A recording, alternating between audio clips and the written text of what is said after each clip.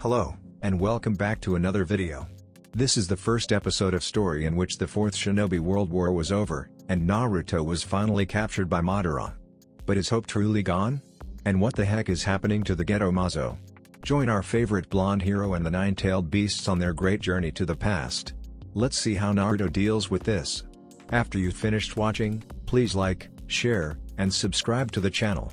To begin, please like, share, and subscribe to the channel. Let's get this show going. Everything was dark. He had failed. Things were not supposed to become like this. All his training, his friendship with Kurama and all other tailed beasts, all the efforts of himself and the whole Shinobi alliance. They were supposed to win. They were meant to go on, to defeat the mad Uchiha duo and to stop the Juubi from destroying the world. But yet, despite all those things, they still lost. Madara Uchiha had won. All of their efforts were wasted. All his friends, all who cared for him were murdered by the wicked power of that revived bastard. And Madara was only short of one more thing to complete the Juubi again and become what he had deceived the poor Obito for a very long time in order to achieve, a god. Yes, Kurama was still inside Naruto. But not for long. Soon, his newest friend would be ripped off from his body and become a part of that monster Shinju again. Everything of the few last hours flashed through his mind. He remembered Kakashi's Sharingan being ripped off his left eye socket as he fell and died under Madara's Susanoo sword. He remembered the souls of the 4 revived Hokage being pulled away by the shadow clones with Rinnegan. He remembered Hinata and Sakura being impaled by an incredibly sharp root when trying to pull him out of the roots that were restraining him and sucking away his chakra. He remembered Sasuke's Susanoo being shattered and the man himself being vaporized when trying to prevent a combined tailed beast bomb from the Sharingan-controlled tailed beasts from hitting a completely exhausted Naruto sprawling on the ground. Everyone. They sacrificed their lives to protect him, to allow him the chance to destroy Madara once and for all. And he failed them. He closed his eyes. Maybe if he had just given up from the beginning, this wouldn't have happened. So you decided to just give up like that? It's not like you, Naruto. He opened his eyes again. He was in the white room from before, and Kurama and all other tailed beasts were standing before him, looking down at him. Normally, he would have asked how they were able to meet again. But right now, it was not important anymore. Nothing was important anymore. Why shouldn't I give up? Everyone is gone. Madara has captured all of you. We lost. Naruto sighed heavily, all his energy seemed to be drained. He was flicked in the forehead by a tentacle of Gyuki. Idiot. We haven't lost yet. Everyone out there is still fighting. Everyone sacrificed their lives because they believe that you shall be able to defeat Madara, not for you to sulk and give up like this. If you, Naruto, of all people, lose hope, there is nothing we can do anymore. But what can I do now? All my friends are gone, the Shinobi Alliance is, or is being destroyed. I don't know what I'm fighting for anymore. With those last words, Naruto collapsed on his knees, and for the first time in many years, he cried. All of his anger, sorrow, regret, despair and pain, everything he held in his heart seemed to have exploded and added to the stream of tears. You know, surprisingly, it was Shukaku who raised the voice. It was different from the way Naruto had known the beast for, it was sane. I don't quite understand much about you humans, but to me, if you hate someone, even if I cannot defeat him, I would try my best to make sure that whatever he was planning won't be able to work. I don't like you quite much, but I admired you for daring to stand up against me during that battle in the past. If I hadn't, I would have made Gaara destroy your little village when he finally became Kazekage. Nice idea, Shuki-chan. Chomei chirped in. Even in this situation, the beetle could still keep her cheerful personality. Shukaku shot her a glare of annoyance at the nickname. But how can I do it? Madara must have begun Kurama's extraction for quite some time. Now I cannot even move. Son Goku's eyes gleamed. You know that you are not alone in this, right? The extraction is nearly completed. Soon, the Juubi, and this world shall be mine to control. Madara's Rinnegan flashed hungrily when the red chakra of Kurama continuously flown into the mouth of Ghetto Mazo. Just a little more time, and his dream shall become true. Suddenly, the statue, and the ground started to rumble. What? What the? Madara startled, his concentration on the sealing technique faltered. What's happening? Cracks started to appear on the body of the Juubi. From within, lights and chakra could be seen flowing out. No. This is not supposed to happen, Madara cried desperately, pumping more of his chakra into the sealing jutsu, but all was in vain. Loud booming started to rise from inside the statue, and all of Geto Mazo's eyes snapped open and it screeched as if it was in excruciating pain. Oshi. Then everything went white. If there's something Naruto hated so much, it was being woken up suddenly in the middle of the night on an extremely uncomfortable bed. His whole body was throbbing with pain. That nightmare was too incredibly real. And it's also strange and horrible, too. He could still remember quite clearly about his friends dying, his failure at beating Madara, the tailed beasts talking to him and a huge explosion. He groaned and burrowed his face deeper into the pillow. He didn't want to remind himself about that terrible dream anymore. Except there was no pillow at all. He was lying on a pile of straw in a shack, standing in the middle of what seemed to be the forest outside of Konoha. And in his arms was a big papery cylinder thing. What the? Naruto screamed and jumped out of the makeshift bed he was lying on. Then he realized. What the hell is wrong with my voice? His voice was now exactly what it was when he was 12. Well, he muttered. Kurama had better have a good explanation for this. Hey Kurama. What the heck is going on? Here. Naruto. Sweat dropped as his eyes stared at the bizarre scene in his mindscape. Inside the cage was a clusterfuck. As he could count, there were 9 heads and a whole bunch of tails. Tentacles. Goo. Wings. Whatever. And they seemed to be struggling hard against each other. Hey! Stop pulling my tails. Get your tentacles off my butt, you perverted ox. Ack. Your tail. Your tail. You're strangling me. My wings. You're crushing my wings. So heavy. If this hadn't been an urgent situation, this would have been a very funny scene. What is happening here? Why are you guys all inside of me? And where are we anyway? After a while, Naruto had enough. He exploded. His voice drew the attention of the creatures behind the bars. Ah, Naruto. The fox had cried out in relief. A little help here, please. Naruto's left eyebrow twitched. Couldn't you just, like, shrink yourself, or transform into something smaller and easier to get out? Ah, all the heads nodded slowly. Good point. After some more struggles, and a huge puff of smoke, Naruto was now sitting on the damp floor of his mindscape, facing all 9 tailed beasts who were each in the size of the grown-up Hokamaru. So, care to explain? Naruto looked at the beasts inside the cage. Well, it's just a little accident, you see. Kurama started. What do you mean a little accident? Naruto asked, raising an eyebrow. Well, you see, Kokuo, the 5 tails, began. You remember that we left quite a lot of our chakra inside you when we bumped our fists, right? Turns out that the more powerful we are, the stronger the chains binding us inside the Juubi's body are.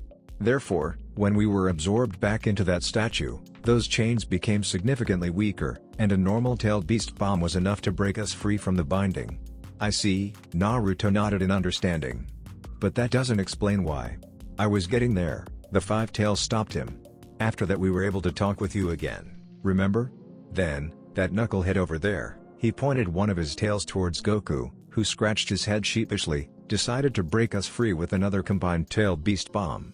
I told them it would be dangerous, but sadly, no one listened, except for me and little Saikyo here. He rubbed the 6 tails head with another tail. So we did it anyway, and the Juubi's body was completely obliterated. So the Juubi's body was destroyed. Naruto nodded again. That's good, right? Yes. But, well. Kokuo suddenly hesitated. You know that the Juubi was the god tree, the source of all chakra in the world, right? When it was destroyed, all the chakra from inside it exploded in an instant with an extremely powerful force, and it somehow ripped us from that timeline and sent us back to the past. And it also pushed us into the seal in your stomach. Ooh. So that's why I have my 12-year-old voice, and why I was holding the forbidden scroll out there. We were sent back to the day I graduated from the academy, Naruto exclaimed in realization. But then, something crossed his mind. But what about the others? Did they get sent back to the past, too? The tailed beasts shared a worried and regretful look. Naruto, Gyuki said. A blast with enough power to send one back to the past will reduce everything to light particles. Not even Madara's strongest Susanoo could survive that explosion. It is incredibly lucky that you have us, otherwise you would have been erased from existence together with Madara and everything else. About the others. I'm afraid there's nothing you can do for them anymore, Naruto. Naruto's shoulders slumped. So in the end, it was nothing different. He still couldn't save anyone.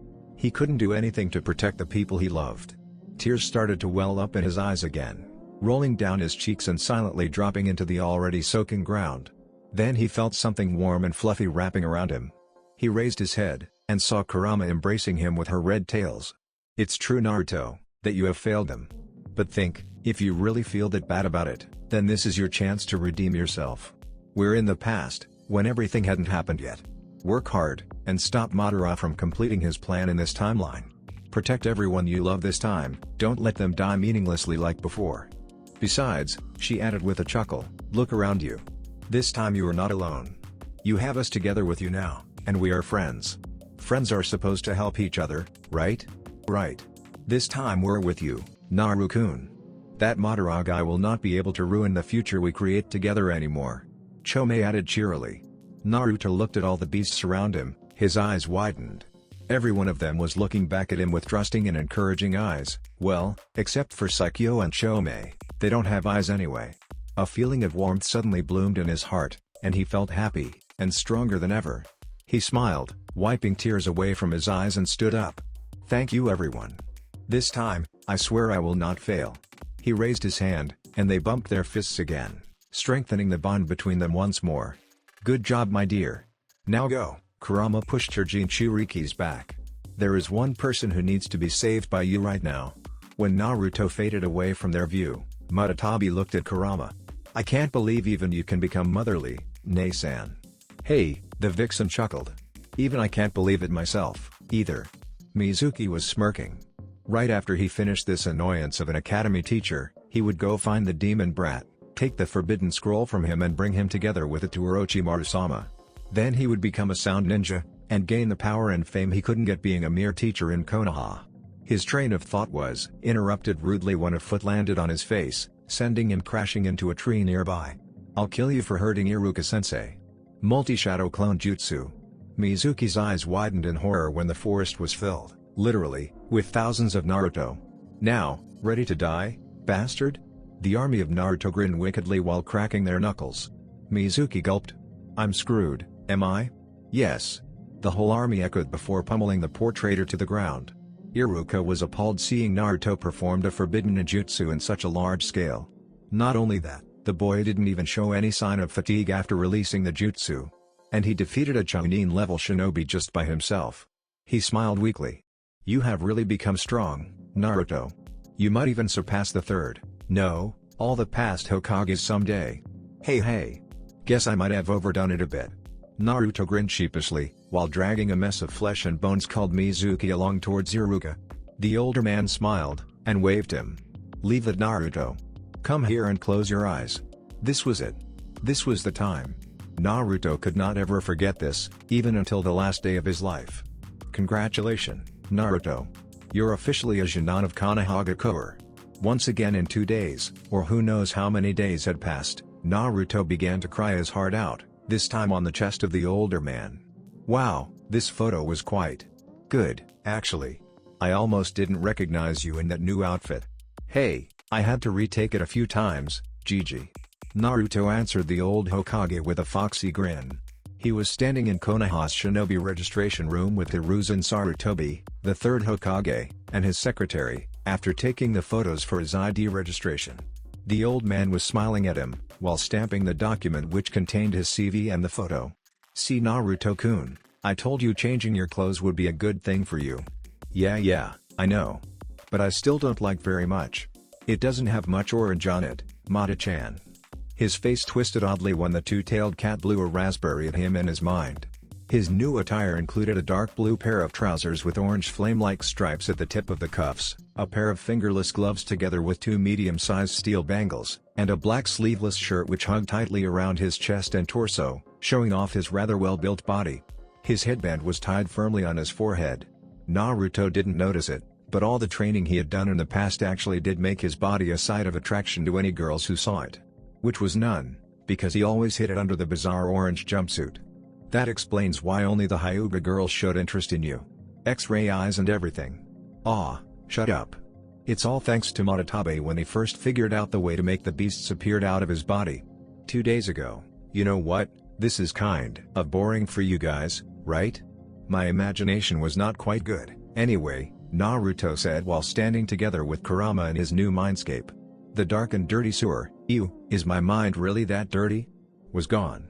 replaced by an endless lushful green meadow with a river running across, a range of mountains at the horizon, blue sky with the sun shining brightly, and standing in the middle was a sakura tree which was as big as the Hokage monument. Kurama sighed. This is quite alright. It's much better than staying in that sewer. You know, never before have I got a Jinchuriki who bothered to do this for me. I appreciate it. She scratched the seal on her neck, which now formed a leather collar with the kanji of seal written on it. Although it might be better if this was a necklace or something. Naruto looked at the vixen and smiled. After receiving her yin half back from his father, the fox seemed to mellow out quite a lot. Well, but I don't want to leave you guys in here all the time, he insisted, then pouted. If only I could do something to let you guys out there for a while. I think you can, Oni-chan. The two turned back to see Saikyo standing, well, crawling? Whatever, behind them. The slug seemed to blush a bit when Kurama and Naruto's eyes stared at her. When I was with Utakata-ni-chan, he used this jutsu to bring me out there for a walk, sometimes. Really? But do you know how to do it, Saikyo? Well.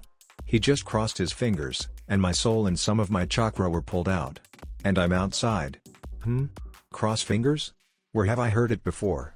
Naruto's eyes suddenly widened in realization. It is the shadow clone jutsu. But... His eyes squinted. How can the shadow clone jutsu get you out? Because the shadow clone contains a part of its creator's soul when it is created. Naruto jumped. He didn't realize Kokuo standing next to him since who knew. You see, Kokuo explained, unlike a normal clone jutsu, a shinobi cannot perform tangible clone jutsu without some kind of blueprint and catalyst as a base. In the shadow clone's case, a part of your own soul is both the blueprint and the catalyst. That part of your soul stays in the clone as it exists, and returns to you when the clone disappears. That's the reason why the clone has a personality, which is yours, takes the form of yourself, and returns its memories and experiences to you when it disperses. Therefore, instead of your soul, if you use another soul and chakra to perform the technique, such as ours, you will be able to send us out as shadow clones, and it takes whatever forms we want it to be. He stopped, seeing the long face of Naruto. You didn't understand anything, did you? Naruto nodded dumbly. The five-tailed horse face-bombed. Next time, try to simplify your speech, Kurama chimed in. Naruto cannot understand anything longer than 50 words. Naruto pouted. That's so mean. Tailed beast shadow clone jutsu. Smoke filled the entire room, then dispersed, revealing 9 figures standing in front of Naruto. But they were not the tailed beasts. At least, not anymore. Instead, there were 5 girls and 4 guys. And they looked definitely human to Naruto. Isabu, Chome and Mudatabi simply chose a form that looked similar to their ex-Jinchuriki, albeit with some distinctive features. Isabu's eyes, instead of a blank purple like Yagura's, were brown and spirited, his gray hair was spiky similar to the head of his beast form, and there was no scar on his face. Chome's hair, instead of mint green like Fu's, had a brilliant saffron shade with some red streak and a ponytail. And Mudatabi looked like a twin of Yugito, except for her bright blue hair and a rounder chin. However, Naruto almost facepalmed when he saw the other tailed beasts in their human forms. Shukaku took the form of a teenage girl with tomboyish sandy hair tied into a ponytail on the back of her head. She wore a sleeveless white top which looked suspiciously like a sport bra, showing off her bare midriff and navel, and a very provoking pair of jeans which couldn't hide anything, just enough to cup her round ass and not make it look like a pair of panties. But with her rather flat chest, the cute big yellow eyes and the constant scowl on her face which looked suspiciously like a pout, she looked just like a little girl who was trying in vain to become sexy. Son Goku's form looked like it was ripped off from a certain shonen martial art manga. His hair had the same shade of red as his fur in beast form, but so spiky it seemed to be at the level of impossible. His body was tall and muscular, and he wore a sleeveless orange and blue set of martial art gi, showing off his well-built arms, with a blue belt and a pair of boots. But the weirdest thing in his body was a tail behind his butt instead of 4, which wrapped around his waist like a furry belt. Kokuo's was a middle-aged man with white short hair spiked at the back similar to his horns in his beast form. His outfit was simple, a gray jacket and a pair of khaki trousers, together with a pair of sandals, which looked kind of weird for a know-it-all like him. The truth was, Naruto couldn't look at him without imagining him in a blue suit with a red tie on his neck. Saikyo appeared in the form of a young girl. Being a slug in beast form, she let her snowy white, ground-touching long hair drop down her forehead as a straight bang, partly hiding her ruby red eyes from view. Her white dress and purple long-sleeve shirt made her already pale skin even paler. She exuded a regal and ladylike aura. It's cute, but somewhat scary. It's just like she was an 18-year-old woman stuffed into the body of a child. And she called him Oni-chan. Naruto almost shuddered at the thought. Gyuki, surprisingly, was the most normal. He became a tan and bald man with a black, short beard that screamed badass and a muscular body that could not be mistaken from a professional wrestling champion. He wore a black sleeveless tight shirt and a pair of black jeans with a pair of sunglasses.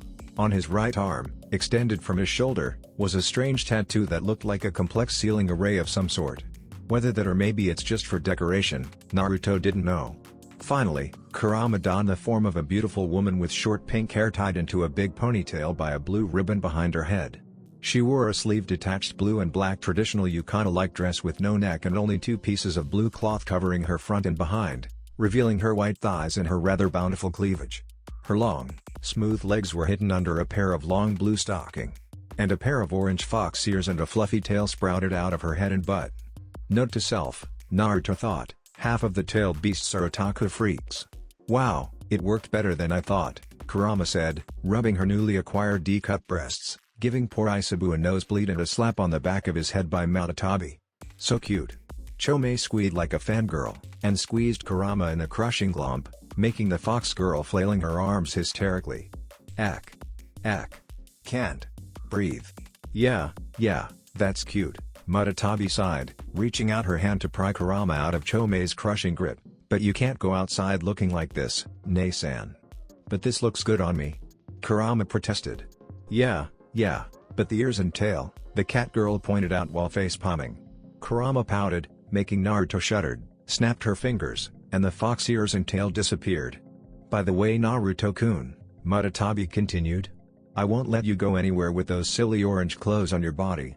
She wagged a finger at him, while her other hand planted firmly on her hip. Naruto pouted. But I like orange. That will have to change too. I'll not allow my Jinchuriki to wear such hideous clothes as long as I'm here.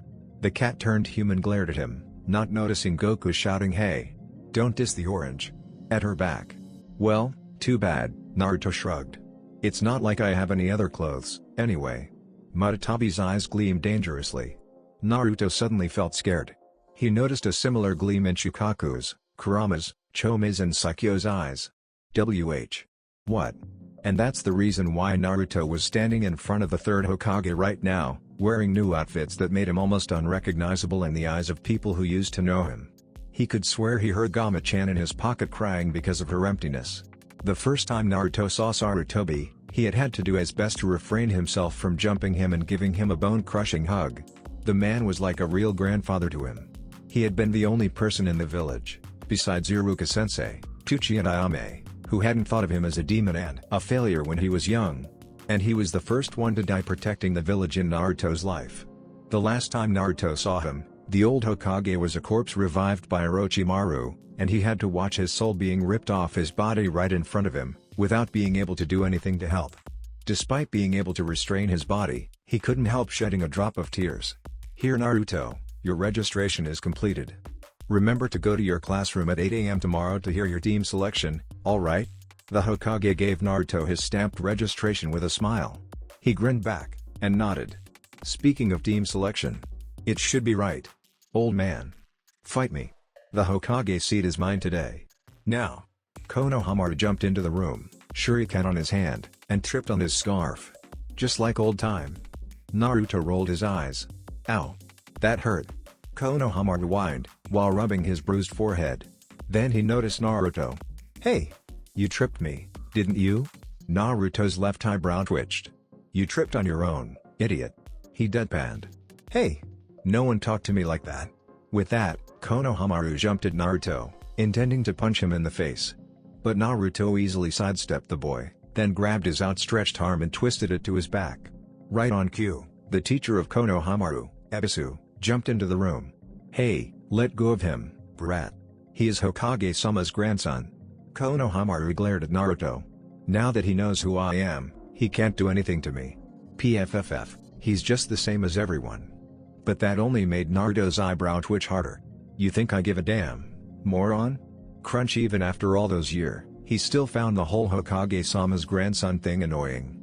Naruto held out his right hand, and tried to make a Rasengan. It's worth mentioning that, before the Fourth Shinobi World War, he had finally managed to complete the jutsu, and now he could do it with one hand, just like Jiraiya and his father. The chakra spun around his palm, focused, and exploded on his face. Error! Naruto screamed when his body was thrown away like a ragdoll and slammed into a tree nearby. Damn it, what's happening? This is gonna be a problem. Hey, Naruto, try to make it with a shadow clone like you used to do before. From inside his head, Kurama suggested worriedly. Naruto nodded, and made a shadow clone. He started to focus his chakra into his palm, while the clone spun it. It exploded even more violently, sending him and the clone crashing into the tree again. Oh dear! Kurama! What's happening to me? Naruto asked in panic. I'm sorry Naruto. Your chakra control was completely ruined. The vixen sighed, and Naruto's face twisted into a horror gape. What? How? Why? He screamed to the sky, scaring a flock of pigeons hiding in a bush nearby, and a certain little boy who was hiding behind a large tree. I'm not here. Crap, I said that out loud, didn't I? The vixen in his head rolled her eyes, and started to explain. Naruto, you remember that when you graduated, your chakra control was abysmal, right? Well, I think when we're thrown back to the past, your body was also reverted back to that state. Plus, she added, after a brief thought, now you contain not only me, but all 9 of us tailed beasts. That means your reserves should be, say, at least 9 times larger than you had in the, well, our past. Truth is, I'm surprised that your body didn't explode because of chakra overload. Must be an Uzumaki thing, I guess, Kokuo suggested. I heard that the Uzumaki clan was famous for their incredible stamina and life force. Besides, it's not like no one has ever contained all of us before. Did you forget Oda-san? But that means all my skills are down the toilet. Naruto wailed mentally. And the bell test of Kakashi-sensei is in 2 days. What do I do? Anime tears started to pour out of his eyes like 2 small streams. Then start training, you idiot. Kurama chided him. Don't you realize that you're wasting your time crying? Oh, and someone has been following you for almost an hour. Ah, I forgot. Stop hiding and come out here, Konohamaru. From behind the great tree, the grandson of the third peeked out. As expecting of my boss. You noticed me right away, he exclaimed, jumping out of his hiding spot. What are you doing here, Konohamaru? Naruto asked. Didn't you go back with that Ebisu guy? Nuh-uh. He sucked. You're way cooler than him, boss. Konohamaru shook his head. Hey boss. Please teach me that sexy jutsu you used to defeat the old man. Naruto had heard this request before. This time, he couldn't help but broke into laughter. Why do you want to learn it? It's just a joke, you know. Honestly, I didn't think the old man was such a pervert, Naruto said after finally calming himself down. It doesn't matter. I need to learn it to defeat him, Konohamaru shouted. Then I'll become Hokage. If I can do that, everyone will acknowledge me. The boy's rant was stopped by Naruto's fingers poking his forehead. Idiot. If being Hokage was that easy, everyone would be Hokage.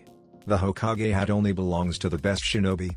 You don't become Hokage for people to acknowledge you, you become Hokage because people acknowledge you. So, he flashed a smile which looked disturbingly similar to that of a certain green beast of Konoha. Work hard, and gain everyone's respect first. But that will take too long. Konohamaru protested. Besides, Ebisu-sensei didn't teach me anything good. Then you can train with me. Naruto grinned. You think there is a shortcut to becoming Hokage? If you want to become one, you have to train your ass out, just like me.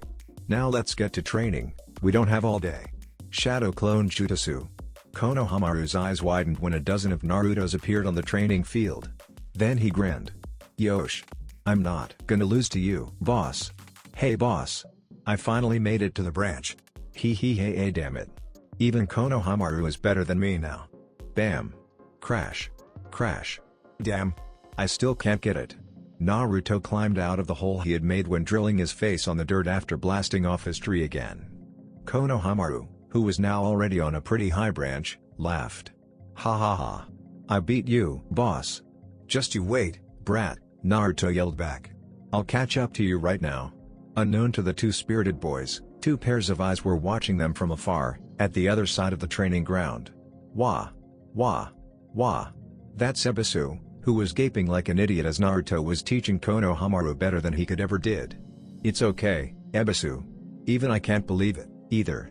And that's the third Hokage, who was patting the poor special Jounin's shoulder while frowning.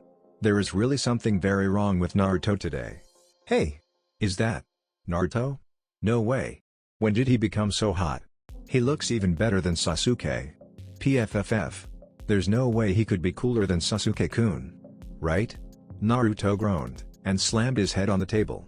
"It's all your fault, Mata-chan. Now I'm going to have fangirls." "You have just overestimated yourself there, dude," Gyuki chuckled. "Ugh. Fangirls." Naruto could feel Isabu shudder in his mind. "They're a nightmare. Remind me of the time Yagura became Mizukage." "What? Yagura had fangirls? Duh. You think he's always the homicidal maniac who wants to destroy bloodlines?" Before Madara got a grip on him, he was quite a popular boy. Genius, handsome. Just like the duckass over there. Naruto was in his classroom, waiting for the team assignment. It had been too long since he last sat in this room. Everything was still the same, from the board, the tables to his classmates. This time, he carefully chose a seat far away from Sasuke. He did not want to experience his first kiss once more. "But you liked it, Tilda." Kurama sang inside his head. Naruto gagged mentally. "Urk. That's disgusting, Kurama. I told you to never remind me of that again." But there was no way his tenants would leave him alone with that. Ooh. I almost forgot about this. Is he a good kisser?" Chomei chimed in, obviously interested, much to Naruto's horror. "Oh, you don't even know anything." Kurama grinned evilly. "Damn you, Kurama." Naruto shouted in his mind, while his face reddened in the real world. The 5 girls in his head giggled. Sigh. Girls are so troublesome. Goku drawled, and then yelped as Matatabi bonked him on his head. Speaking of Sasuke, the boy was sitting at the desk 5 row down from his, in his emo mode, as Naruto preferred to call. Looking at him, Naruto's stomach felt twisted up. The images of Sasuke's defect, the battle at the Valley of the End, their meeting at Orochimaru's hideout, the battle at the Samurai Bridge, Sasuke sacrificing himself to protect him from Madara. Everything rushed back into his head like a tsunami, and he had to try his best to stop himself from collapsing and bawling like a baby again. "This time, I won't let that happen. Believe it." Sasuke seemed to notice Naruto staring at him. He scoffed, and turned away. The mood was ruined immediately. Humph. Ungrateful bastard. Naruto huffed in his mind, which earned a giggle from the girls inside his head. Loud stomping noises started to rise from the corridor outside. It must be Sakura and Ino, battling for the seat next to Sasuke. Again. 3, 2, 1. Crash. And there they are. "Ha! I win, pig," Sakura declared triumphantly, laughing at Ino who was gasping for breath next to her. Both their hair were tattered and their clothes were messed up, maybe because of the catfight when they were in the corridor. But when Sakura saw Sasuke-kun, her hair and clothes went back to their perfect condition in a blink, and she screamed like a banshee. And how did she do that again? Who knows? Maybe some kind of genjutsu, or even magic. Well, at least this time he didn't receive any of Sakura's monstrous punches, or any kiss from Sasuke. "First of all, I want to congratulate you all for passing the graduation exam." Iruka started. "From now on, all of you are shinobi of the Hidden Leaves village." A loud round of applause rose up from the students. However, Iruka continued, "You are still only Genin, which is the lowest class of shinobi in the village. You have to perform duties for the village, gather experiences and skills in order to be promoted to higher ranks. So today, you will be assigned into 3-man teams, and each team will have a Jounin sensei. You will follow that sensei's instructions as you complete the missions you are assigned. And now, I will announce the members of each team. Now, Team 1. But Naruto didn't hear Iruka anymore. His eyes were sweeping around, catching the image of all his old friends, the Rookie 9. The ones who had always fought beside him. The ones who had offered their own lives to protect him. The ones whom he always considered as precious people. And the ones he had failed to protect. Sakura and Ino were still annoying. Shikamaru was still lazy. Choji was still munching constantly on his chips. Kiba was still loud. Shino was still calm and stoic. And Hinata, well, still shy as always. They're all just like he could remember. As if it was just yesterday, when they were all together, working together on rebuilding the village, fighting besides each other against Obito and Madara. Team 7, Naruto Uzumaki, Sakura Haruno, and Sasuke Uchiha. The Jonin sensei is Kakashi Hokage. Team 8. Huh? Wha? Suddenly snapped out of his trance, Naruto looked around in confusion. Did you say something? Oh, at the Memorial Stone in Training Ground 7, a certain silver-haired masked Jonin sneezed violently. Iruka face faulted. He chose to ignore it, and repeated. I said Naruto, you're together with Sasuke and Sakura, and your Jonin sensei is Kakashi Hokage. Now, as I was saying before being interrupted by Naruto, he continued, Team 8 consists of Hinata Hyuga, Kiba Inuzuka, and Shino Aburame, and their Jonin sensei is Kurana Yuhi. Team 9. He flipped the list over and over. Now where the hell is Team 9 in here? Must be a mistake in numbering. Anyway, Team 10 consists of Shikamaru Nara, Choji Akimichi, and Ino Yamanaka. Jonin sensei, Asuma Sarutobi. He closed his list and smiled. That's all. Once more, congratulations on becoming Genin, everyone. Now why don't you take a lunch break before meeting your Jonin sensei? Dismiss. Hey Sasuke, Sakura. Wanna have lunch with me? Naruto said when everyone started to go out for lunch. Sasuke just then turned away. Sakura gagged in disgust, and ran after Sasuke, leaving the poor Naruto alone in the classroom. Well, at least you did try. Kurama pacified the boy awkwardly when his head slumped in disappointment. That bitch. How dare she doing that to Naru-kun? Chomi exclaimed angrily. That no good, selfish, barbarian Uchiha-loving whore. When I get my hand on her. It's alright Chomi-chan. I know she didn't mean it. Mostly. Well, I'll just eat with you guys instead. Want to try some Ichiraku ramen? Naruto grinned, receiving a nod of approval from everyone in his head. But right before he could step out of the classroom, a masked Anbu sunshine right in front of him, and grabbed his hand. Genin Uzumaki, the Hokage wants you in his office immediately. I'm instructed to escort you to him. Naruto was confused. What did Gigi want to do with him at this time? Naruto Uzumaki has arrived, Hokage-sama. Good job, Nico. Let him in, said Anbu. Opened the door, and pushed Naruto into the room. I can walk by myself, you know, he glared back. The Anbu member just stood there quietly, ignoring Naruto's protest. Sarutobi cleared his throat. Naruto turned back. Ah, Gigi. He smiled. What do you want from me? His voice trailed off when he saw two other people in the room. Shikaku Nara and Inoiki Yamanaka. Sit, Naruto. The voice of the Hokage seemed harder than usual. What's wrong, Gigi? Did I do something wrong? Naruto asked worriedly, his eyes darting across Shikaku and Inoiki. And what are Shikaku-san and Inoiki-san doing here? Oh god, don't tell me you're going to throw me into jail.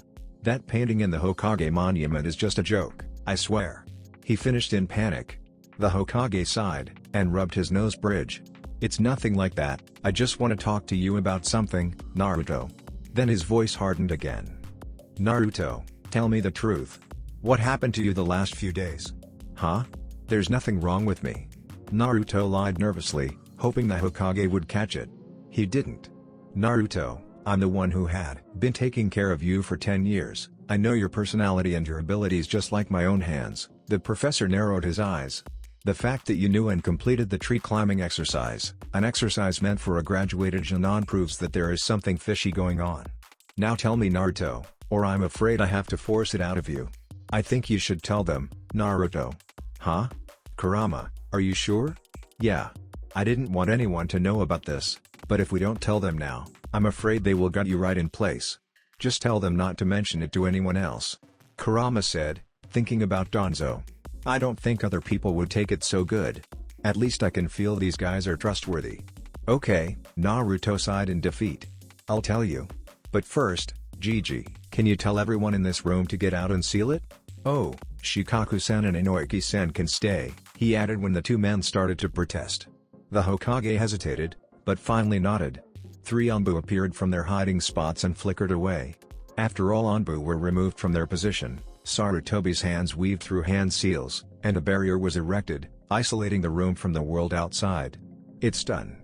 Now Naruto, tell us. Well, it might sound absurd, but... Naruto took a deep breath. I'm from the future. That was the most absurd story I've ever heard in my life. I know, Gigi. Even I couldn't believe it myself when I first heard it. After Naruto finished his story, the eyebrows of the three older men in the room were twitching like crazy. So, let's recap, Inoiki asked with a strained voice. You fought a man assumed to be Madara Uchiha, got captured, having the Kyuubi extracted from your body, and then somehow all nine-tailed beasts escaped from their container, squeezed themselves into your body, and pushed you back to the past? He is Madara Uchiha, but yeah, that's basically the story. Naruto answered with a nod. And you expect us to believe that bullshit? The older blonde man snapped at Naruto. Madara Uchiha has been dead for half a century. He was killed by the first Hokage in the battle at the Valley of the End. And there is no way a human body can handle the chakra of all nine-tailed beasts. And time travel? Oh please, like that can never happen. But I'm telling the truth. Why don't you guys believe me? Naruto snapped back, his voice was full of irritation. Well, even to me, that story was too unbelievable to be the truth. Not helping, Kurama. Actually, there is a simple way to confirm his identity. All three other males turned to Shikaku. Well, Hokage-sama, you are the one who is closest to Naruto since he was born, right? So just ask him something only you and Naruto know about. If he can answer it right, then he is the real Naruto. The pineapple head man shrugged lazily. Silence. Tell me again, how the heck didn't I think of something like that? Because it's such a drag. The Nar man shrugged again. Okay Naruto, the old Hokage asked, after a sheepish moment. What did I give you on your 10th birthday? What did you give me? Naruto squinted his eyes, trying to remember. Oh, I know. That's Kama-chan. I have her right here. He reached down his weapon pouch and pulled out the toad-shaped wallet. Oh, and you also gave me exactly 365 free coupons for Ichiraku ramen. Free ramen for a year. Sarutobi face-bombed. Yes, he is Naruto. Only Naruto could remember the amount of ramen coupons he spends each year. But that still doesn't prove what he said was right, Inoiki protested, then insisted. I request a memory check on him. I don't think that's a good idea. Wait, Naru-kun. Just let him do it. The voice of Chome suddenly rose in Naruto's head. What are you trying to do? Naruto asked back warily. There was obviously something not right here. Oh, you'll see. The beetle chuckled. Evilly. A chill started to creep on Naruto's spine. You are not going to harm him, are you? He's my friend's dad. I'll not allow you guys to harm him. Naruto yelled in his mind in panic. Oh please, we're not going to do anything harmful to him. She snorted back to him. Permanently. I heard that. But Naruto couldn't say anything more, because Inoiki had already had his hand over his head. After a minute, the man let out a girlish scream and slumped to the ground. All the other men in the room suddenly cringed and felt an intense urge to cover their crotch. A roar of laughter echoed through Naruto's head. What have you guys done to him? Naruto mentally screamed in horror. Oh nothing, Shukaku answered between snickers. Just gave him the best wedgie I've ever done. Another roar of laughters. You guys are so cruel. He's telling the truth, Inoiki gasped out, his voice full of pain and humiliation. Oh, so it is true that you are now the Jinchuriki of all nine-tailed beasts, huh Naruto? Sarutobi asked when Inoiki finally managed to stand up, while mumbling about something suspiciously sounding like cursed bully demons. I assume you can fully control them, right? Well. Yeah, but I won't use the word control, Gigi. They were my friends, my partners, and I will never force them to give me their power against their wills, Naruto chuckled. Aw, Naru-kun, we love you. The cringing returned with full force. This is a very crucial matter, Naruto, the old Hokage said in a very serious tone. You do understand that if this piece of information leaks out, there will be wars, don't you? Naruto nodded. Of course I do Gigi. That's why I asked you to kick everyone out and seal up the room. But why did you let us know? Me and Inoiki, I mean. It's not like we have any close relationship with you before, Shikaku suddenly asked. Well, Naruto scratched his head. It's because I think you two are trustworthy, being the Hokage's tactical advisors and everything. Even Kyuubi thought so. Besides, if you aren't here, then how can I prove to Gigi that I'm telling the truth? Still, the old Hokage's voice rose again. To prevent anything that could happen, I hereby declare everything mentioned in this room today shall be treated as an X-rank secret, and everyone who hears about it except for ones in this room today shall be executed on the spot. Am I making myself clear? All three other people looked at each other and gulped. This is so troublesome. Shikaku groaned. Alright, spill it. What happened to you today, Naruto? Said boy snapped one eye open from his meditation, and glared at Sakura in annoyance. What do you mean what happened to me, Sakura? You know what I'm saying. The girl screeched. What's that with all the new clothes and acting cool and everything? Oh? Naruto quirked an eyebrow. Then I don't have the right to change my clothes or acting cool? Well, I didn't say that. Sakura hesitated, taken aback by Naruto's retort. Listen up, Sakura, Naruto cut her short in a sharp tone. I'm not the same Naruto you used to know. I'm sick of always being treated as a failure, a dead last, the laughingstock of everyone. Sure, I might be bad at school, alright, but the world out there isn't the same as what we learned in school. We are shinobi now, our works include stealing, killing, or even fighting to the death. You should also change yourself as well, because when we are at the war zone, no one has the time to protect you. Sakura was stunned beyond belief. Since when had Naruto become so serious? She wanted to retort, but words seemed to choke themselves in her throat. Is what he said true? Being a shinobi is that dangerous? Naruto couldn't be serious. Could he? Humph. Even if there are dangers, Sasuke-kun will protect us. Cha. Inner Sakura screamed inside her head. Naruto stood up, and kicked the door open. Wait. Where are you going? Sakura asked. Training. If this Kakashi is anything like I knew about him, then he's going to be late for at least 2 more hours. Naruto answered nonchalantly. Want to join me, Sakura, Sasuke? HN, was the answer. Naruto shrugged. Suit yourself. Wow, talk about harsh, Muratabi commented when they were out of the classroom. Actually, I think a talk like that is good for her, Gyuki pondered. She is nothing like the Sakura I knew in our time. If this is really how she is, I wonder how she could become such a good kunoichi. Well, she did train a lot during the time I was gone training with Uro-Sennin, to be fair, Naruto admitted. Then he changed the topic.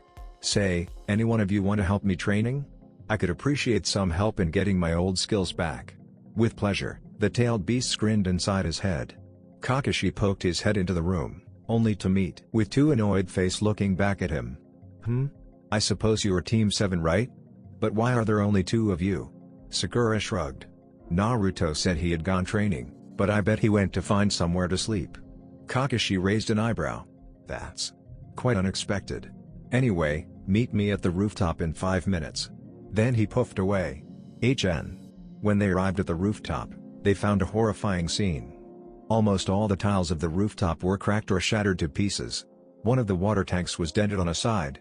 And lying in the middle of the destroyed roof was Naruto and 2 of his shadow clones, with their faces full of bruises. Wow, so he wasn't kidding when he said he would go training, Sakura muttered. Kakashi found the scene of destruction in front of him amusing. You are Naruto, right? Training is good, but next time you should do it in the training ground. You do realize that you have to pay for this damage, do you? Naruto lifted his head up when his 2 shadow clones puffed out of existence. Ow, my head. Guess I overdid it a little bit. Oh, you must be Kakashi-sensei, right? The Cyclops gave him a nice smile. Yup. Now, let's get to the introduction part. Any one of you want to go first? Introduction? What do you mean? Sakura asked, and everyone on the rooftop, including the 9-tailed beasts, had to refrain from rolling their eyes. This is your kunoichi of the year? Muratabi asked in disbelief. Trust me, she will be much worse, Kurama deadpanned. Hey, that's kind of mean. Naruto defended her. All the beasts snorted. Well, your name, your likes, dislikes, your dreams for the future and things like that, Kakashi explained. Why don't you go first, sensei? You look kinda suspicious, said Sakura warily. About me, huh? Kakashi pondered for a while. Well, my name is Kakashi Hatake. I have no desire to tell you my likes and dislikes. My dreams. And I have lots of hobbies. Yeah. Very helpful, sensei, Naruto snarked. Sakura and Sasuke nodded in agreement. Oh? Then how about you going next, Blondie? The Jonin quirked his visible eyebrow. Sure, whatever, Naruto shrugged. My name is Naruto Uzumaki. I like ramen, my friends, and the people who cares about me. I dislike liars, traitors and people who want to use my friends to gain power. My dream is to become stronger to protect my friends, and create a peaceful world. Aw, you're so sweet, Naru-kun. Naruto cringed. Seriously, you have to stop that, Chomei-chan. It's creepy. Ah, the beetle pouted. Kakashi's eyes widened a bit. This boy was nothing like the Naruto he had known during his time in Anbu. That Naruto was loud, annoying, a knucklehead who always wanted people to notice him. This one was calm and collected. He wondered what could have changed the boy so much. And he mentioned his friends. Kakashi didn't know who they were, but he had a disturbing feeling about that word. He had to mention it to the Hokage some days. You next, Brody. He looked at Sasuke. The Uchiha glared back at him. My name is Sasuke Uchiha. I hate lots of things. I don't like anything. My ambition is to resurrect my clan and to kill a certain man. I don't like him, Oni-chan, Saikyo said quietly. No wonder he is such an emo. Obsession with revenge cannot be good for one's health. Muratabi remarked. Yeah. Wondered if this time I can find some way to talk him out of it. As I thought, an avenger. Kakashi narrowed his eyes. This is gonna be trouble if he keeps that attitude. Your turn, Pinky. My name is Haruno Sakura. The thing I like is... She glanced at Sasuke and squeaked. My dream for the future, she giggled while blushing. My hobby is... She winked at Sasuke, who... What I hate is Naruto, she finished in a disgusted voice. Ah, I love you too, Sakura-chan, Naruto said sarcastically, which earned him another gag of disgust from Sakura. So basically, she liked Sasuke, her dream for the future is to get into his pants, and her hobby is stalking him? Kakashi thought. Girls these days are more interested in love than in ninjutsu. Very well, so we all know each other now, Kakashi said. All three Genin rolled their eyes. Tomorrow we'll start with our shinobi duties. But first, we are going to do something with just the four of us. A survival training. This is it. The bell test. Naruto's mind wandered back to the time he got the test before. But why is our first duty a training, sensei? We've had enough training at the academy. Sakura protested. Even Sasuke snorted in disapproval. Because this training is nothing like what you've ever done before. Kakashi answered, his visible eye seemed to drill into the three Genin's heads. They gulped. Yes, even Naruto. This survival training is also a test to select the ones who are truly suitable of becoming Genin, Kakashi continued. Of the 27 graduated candidates, only 9 shall be chosen to become Genin, and the rest shall be sent back to the academy. This training is a very difficult exam with a failure rate of over 66%. Sakura paled. Sasuke didn't show any clear emotion, but beads of sweat could be seen clearly on his temples. Naruto, having known about this before, just sat there in silence. The details are on this paper. Kakashi pulled some leaflets out of his shuriken pouch and gave the three Genin. Anyway, we'll start at 6 tomorrow at training ground 7. And don't eat breakfast, you'll just throw up. Then he flickered away, leaving the three Genin on the roof. So tomorrow is the bell test. This time I'll show Kakashi-sensei I'm not a useless dead last anymore. Yeah, you will. But what are you going to do with the mess you made here? Naruto looked at the almost destroyed rooftop, and groaned. Naruto arrived at training ground 7 at 8, only to find Sakura and Sasuke, whose faces looked like zombies, glaring at him. Where the heck have you been, you idiot? Sakura growled. Ichiraku's, of course, Naruto answered. You don't expect me to go to war with an empty stomach, do you? Kakashi-sensei told us not to have breakfast. She screeched. And we're not going to war, this is just a training session. Well, the no breakfast part was not mentioned in the leaflet he gave us, right? Naruto shrugged. Besides, he said this training was a test. I don't know about you, but I need my body at the top level before taking any test.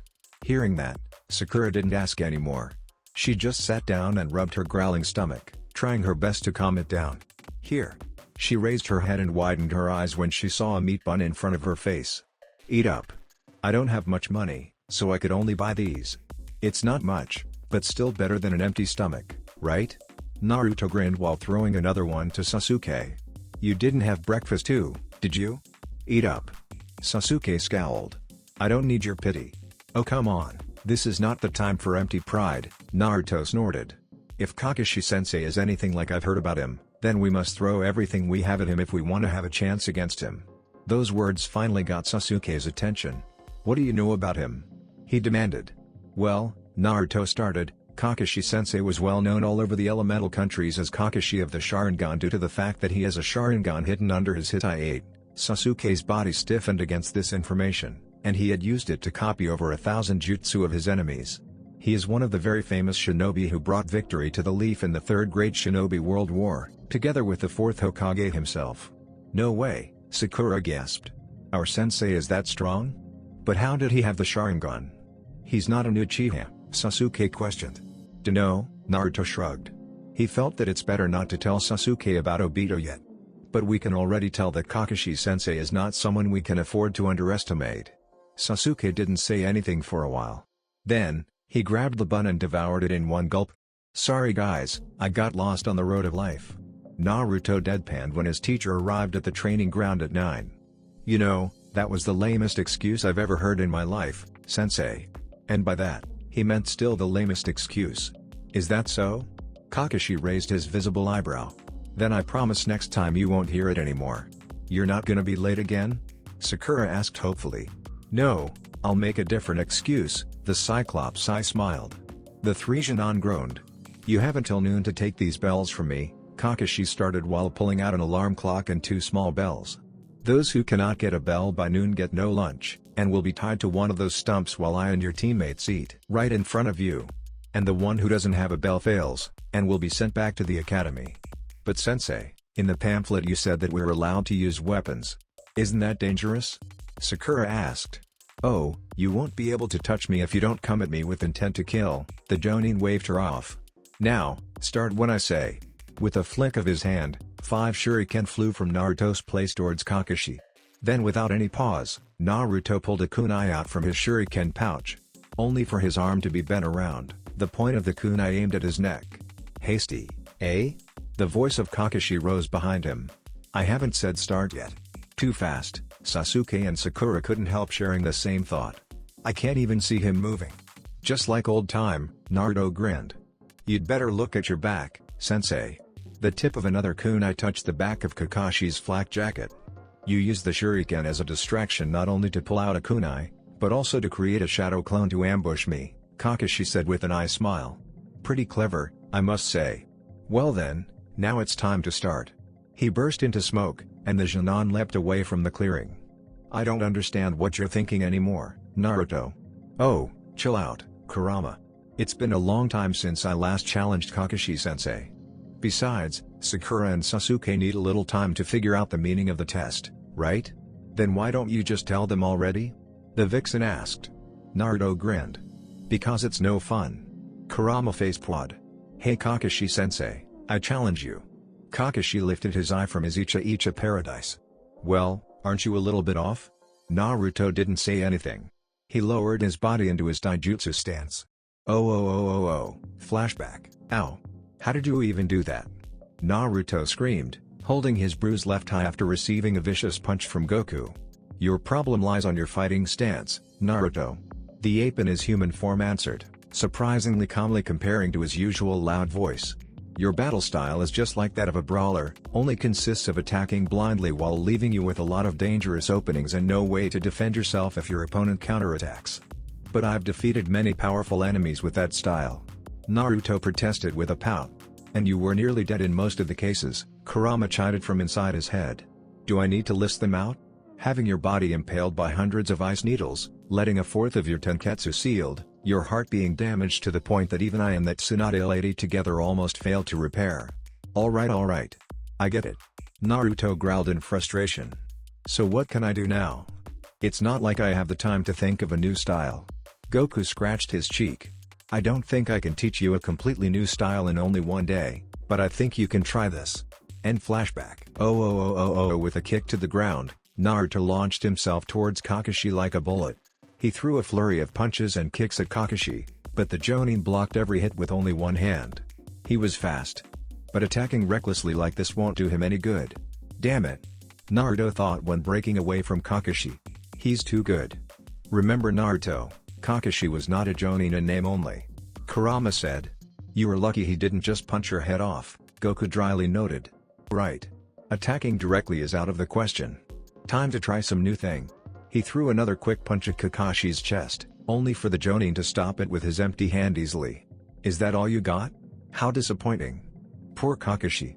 He didn't take his eye off his Icha paradise, so he couldn't expect Naruto to quickly grab hold of his wrist mid-punch. What the? With a loud cry, Naruto pulled the restrained arm towards him and elbowed Kakashi on the stomach. With his other hand holding his precious Uchiha, Kakashi couldn't do anything to block the incoming attack in point-blank range. The hit almost knocked the air out of Kakashi's lungs. Hey, it worked. I told you.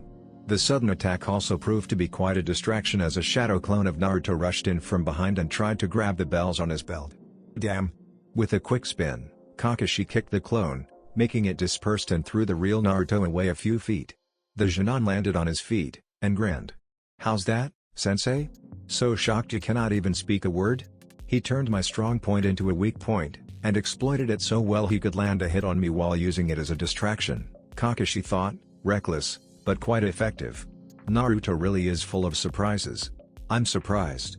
I must admit, I've underestimated you, Kakashi said, snapping his book closed. It seems I can't keep reading Uchiha while fighting you. And he put the book back into his shuriken pouch. Finally decided to play seriously, huh? Then let's see how good you really are, sensei. Kicking the ground again, Naruto once more closed the distance between them and launched another punch at Kakashi. The older man immediately caught it, and also blocked the other punch aiming at him from the left. One trick won't work twice, Naruto. Oh yeah? Then how about this? Locking Kakashi's hands with his own, Naruto focused Chakra to his feet and released it, using the force to flip over Kakashi's head like jumping from a spring. On the air, he spun, and delivered a rolling kick to the Jonin's head. Still haven't quite got it yet. But this is enough. You're going down. Slam. The Kakashi in front of him exploded into splinter. What the? Substitution? Shinobi lesson number 1, taijutsu. Huh? Naruto turned his head, and saw Kakashi behind him, his eye gleaming.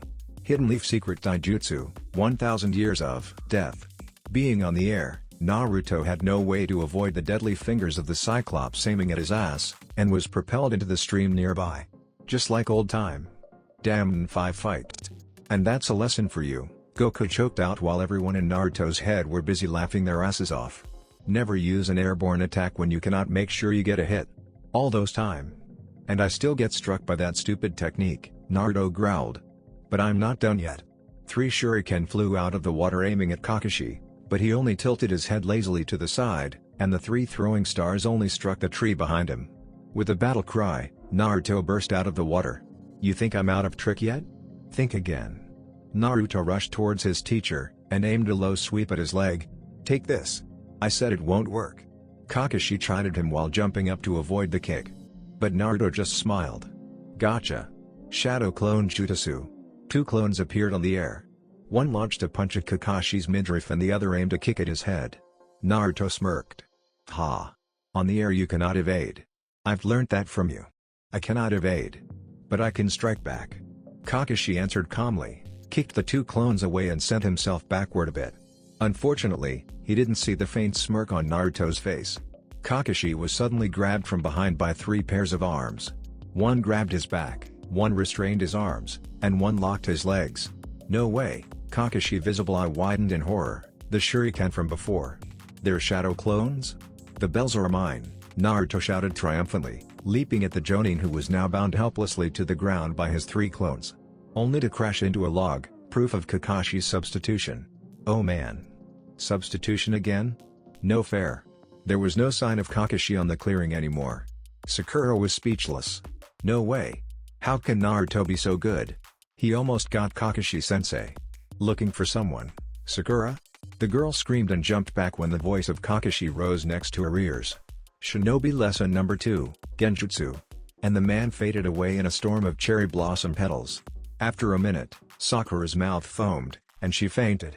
Okay, that was anticlimactic. Sasuke was angry. Naruto, the loser, had fought Kakashi Hokage, their Jonin-sensei, the man who was known as Kakashi of the Sharingan, according to him, to a standstill. Somehow, that dead last even seemed to have forced the Jonin to run away. Since when had that loser become so strong? Then maybe, that Kakashi might not even be as strong as Naruto had said. If that dead last could hold his own against the Jonin, there's no way himself, the Rookie of the Year, an Uchiha, couldn't do it. He jumped down from the tree he was hiding, facing Kakashi on the clearing. So the mighty Uchiha finally came down to face me, Kakashi drawled. Such an honor. You're weak, Sasuke snidely remarked. Couldn't even beat a dead last like Naruto.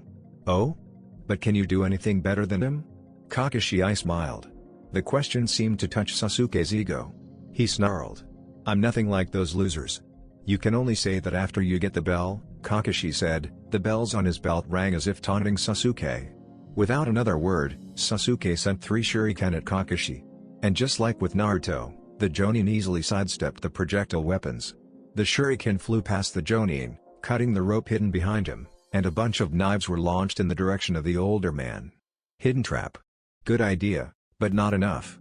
Kakashi jumped aside, and the knives lodged themselves on the bark of a tree behind him. Sasuke took the cue and jumped towards the retreating man, and delivered a kick on Kakashi's head. The Jonin blocked the kick easily with his arm. You know, Naruto did try this, and failed. Don't compare me to that dead last, Sasuke yelled, and using Kakashi's blocking arm as a mount, he spun and delivered an axe kick towards Kakashi's face, upside down. The bells were right in front of him. He lashed out his hand, trying to grab them. Only for Kakashi to grab his extending arm and throw him away like a rag doll. Sasuke's back slammed into a tree. He grunted in pain, struggling to get up. Damn it. It seems the last Uchiha is not as powerful as rumored, Kakashi taunted, and Sasuke snapped. Weaving his hands through familiar hand signs, he performed the jutsu the Uchiha clan was famous for. Fire style, fireball jutsu. A huge ball of fire blasted out of his mouth, aiming at Kakashi, who seemed to be too shocked that a Genin could perform such a chakra-wasting technique to avoid it. Sasuke smirked when the raging inferno engulfed the Jonin. The flame died down, leaving nothing. Not a charred corpse, not a burning flak jacket, not a Jonin rolling around in flame. Nothing. He's gone. But where? Shinobi lesson number 3, ninjutsu. Sasuke couldn't even turn his head around when a pair of hands grabbed his legs and pulled him underground. Well, the last Uchiha really was head above the others, Kakashi said sarcastically, walking away. Damn it. The difference in power was too much. Sasuke gritted his teeth while glaring at the Jonin's back, which was getting farther and farther away. Hey, Sakura. Sakura, wake up. Sakura groggily opened her eyes, and saw Naruto kneeling right above her face. She screamed and punched the boy on the chest, making him stumble back a bit. Wahaha. What the hell did you do, you pervert? She demanded, her finger pointed shakily at Naruto, who was now wincing and rubbing his chest. Just wanted to wake you up, princess. There's only 1 hour left until the deadline.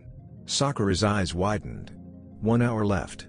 There's no way she could get a bell from Kakashi-sensei with only that amount of time.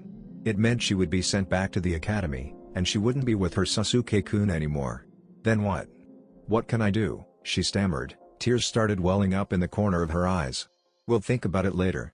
I have some suspicion, but it will have to wait until we dig Sasuke up. I said I don't need your pity. Sasuke scowled again when Sakura and Naruto finally dug him up from his burial hole. Will you just spare me your dramatic brooding, Sasuke? Naruto snapped. If you don't pull that huge stick out of your ass soon, it will someday get you killed, maybe even before your so-called ambition comes true. It's not a so-called ambition. Sasuke protested angrily. Naruto ignored him. You said that you have some suspicion about the test, right Naruto? Sakura asked. Since Naruto gave her the donut in the morning, she had felt a new strain of respect towards the blonde boy.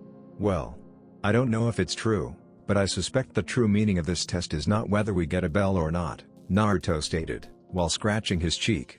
Both Sakura and Sasuke's eyes narrowed. What do you mean? Kakashi-sensei said that we need to get the bells from him, asked Sakura. And how in the world can we do it? Naruto asked back. We're all newly graduated Genin. Our skill and experience in combat is nothing compared to a Jonin like him. This makes no sense at all. They'd never set a task that didn't have a solution. I nearly got it last time, Sasuke denied stubbornly.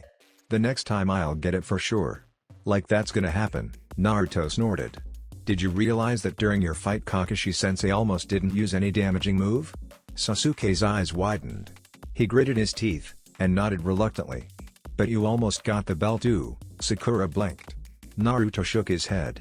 That's only because I caught him off guard with my shadow clone jutsu. I'm sure if I didn't know the jutsu, I would suffer even worse than Sasuke. And he won't fall for that trick again. Wait a second, Sakura said slowly. Maybe you're right. Maybe each of us does not stand a chance against him. But if we work together, just like you did with your clones, we can catch him off guard. Then she frowned. But that can't be right. There are only 2 bells. Unless Sensei wants to trick us into believing that we have to fight each other. Took her long enough to realize it, said Chome snarkily in Naruto's head. Silence filled the air as everyone, no, Sasuke and Sakura digested this. Finally, it was Sasuke who commented. That does make some sense. But even if we work together, there is little chance that we'll be able to overpower him. Even Naruto couldn't do it with his clones before. We need a clear and thorough plan for it to work, Naruto sighed in relief. He had thought Sasuke would be too stubborn to listen to any of his words. He smiled. Yeah, and to do that, I think we should know what each of us can do. Right now what I can do is taijutsu and shadow clone. What about you, Sakura? Well, Sakura scratched her cheek. I can do the 3 basic academy jutsu quite well, my taijutsu is adequate, and I can use some simple genjutsu too, but cannot maintain them for a long time. And I have to touch him for the genjutsu to work. I still cannot cast them effectively from afar. And you have your monstrous punches, Naruto added helpfully. What did you say? Sakura screeched hysterically, and threw another punch at him. Naruto ducked, and the fist hit the tree behind him, making the bark flying everywhere. Her eyes widened. See, Naruto gave her a foxy grin. I wasn't kidding. Sakura grumbled unhappily. And I'm good at taijutsu, shuriken jutsu and some fire-style ninjutsu, Sasuke concluded. Very well, I got a plan. Prepare to hand over the bells, Kakashi-sensei. Kakashi lifted his eyes off his book. You again? Haven't you learned anything since the last time? It will be different. Naruto grinned confidently, his index finger pointing at Kakashi. This time we got a plan that will surely take you down. Shadow clone jutsu. We? Kakashi thought when the Naruto clones charged him and unleashed a relentless barrage of punches and kicks. Just like before, Kakashi easily blocked all the attacks, but there was something that didn't seem right. Naruto's attack was different from before, reckless and full of opening. Could it be fire style, Phoenix Flower Jutsu? A blizzard of fireballs appeared in the sky above the Jonin and rained down his head, intending to set the whole clearing on fire. Kakashi's visible eye narrowed. So Naruto did convince Sasuke to work with him? Kakashi spun, kicking all the Naruto clones away, and he flashed through a series of hand signs. Wind style, great breakthrough. The wind technique blew the fireballs away, revealing a rain of kunai and shuriken hidden inside the fireballs. Shit. Pulling out a kunai himself, Kakashi quickly deflected the deadly weapons falling down at him. In about 5 seconds, the clearing was littered with shuriken and kunai. Wasting no time, Naruto rushed in with his clones, and started attacking Kakashi with his own taijutsu again. I told you, this will not work, Kakashi stated when fending off the relentless attack of the boy. We don't need it to work, Naruto grinned, because we already won. The punches of Naruto and the clones suddenly turned to grapples, locking Kakashi's hands in place. Just like before? Then I will just repeat what I did. Kakashi silently melded his chakra, readying himself for a kawarimi. Only for a bone-shattering punch to land on his back. Kakashi's eye widened. He was pushed into the weapon field at what moment he couldn't know, and Sakura was right next to him, her fist cocking back. What the? Shanaro. With her favorite battle cry, Sakura launched another devastating punch at Kakashi's exposing back. At the same time, her free hand reached out at the bells on his belt. Using substitution to switch with a shuriken on the field and trying to grab the bells when the boys distract me with their jutsu. Kakashi chuckled under his mask. They actually figured it out. This team has great potential. If they are able to pass. Kakashi spun, and used the momentum to throw Naruto at Sakura. The blonde boy slammed hard into the poor girl and fell on the ground. Kakashi glanced at his belt. The bells were still there. Good. Right on cue, the ringing from the bell on the alarm clock echoed through the field. Well, what do you know, Kakashi said in amusement. Time's up. And you 3 didn't get any bell. Who said we didn't get any bell, sensei? The voice of Sakura rose from the human pile. She pushed himself up, and lifted her hand. She was holding 2 bells. What the? When did you? Kakashi looked down in panic. The bells, which were both on his belt just a few seconds before, had gone. Right at the time Sakura's punch connected with your back, she put you in a simple genjutsu to trick you into seeing the bell still being on your belt, Sasuke, who was walking out from his hiding place in the woods nearby, explained with a smirk. And she only had to swipe the real ones from there when you were still thinking that you got us. Very good, Sakura, you got the bells, Kakashi sighed in defeat. And I must say, the teamwork of you 3 during that last attack was By far, one of the most impressive I've ever seen in a Genin team. You even landed a clean hit on me, which no team had ever managed to do before. But now you have 2 bells, Sakura, so which of your teammates will you choose to pass with you? Hell yeah. Of course I will choose. But Sakura faltered when she looked at Naruto. She hated to admit it, but during this test, the one who did the most was Naruto. He was the one who gave both of them their missed breakfast in the morning. He was the one who faced Kakashi-sensei first. And without Naruto, they could never have figured out the true meaning of the test. If there was anyone who deserved to pass the test the most, it would surely be Naruto. Meanwhile, the only thing she managed to do was feigning. If she and Sasuke passed the test and Naruto didn't, it would not be fair for him. But if Naruto passed, it would mean either her or Sasuke failed. Sakura's hand trembled on the thought. She couldn't decide it. Of course she couldn't let her Sasuke-kun fail. But she didn't want Naruto to fail, either. Should she just be a heartless ungrateful bitch and kick Naruto out of the team, or abandon her dream and let Naruto and Sasuke fulfill theirs? If you cannot decide, then I will. Sakura jerked when Naruto plucked the 2 bells out of her hand. Hey! She protested. Naruto split the bells and threw each of them to Sakura and Sasuke, shocking all the other 3 people in the training ground. Now each of you has a bell. Guess I'll go back to the academy, then. But why? Sakura stammered in shock. She couldn't understand why the blonde did that. Naruto gave her his trademark foxy grin. Well, I have failed the graduation exam 3 times, so I guess a 4th time would not be that bad. And who knows?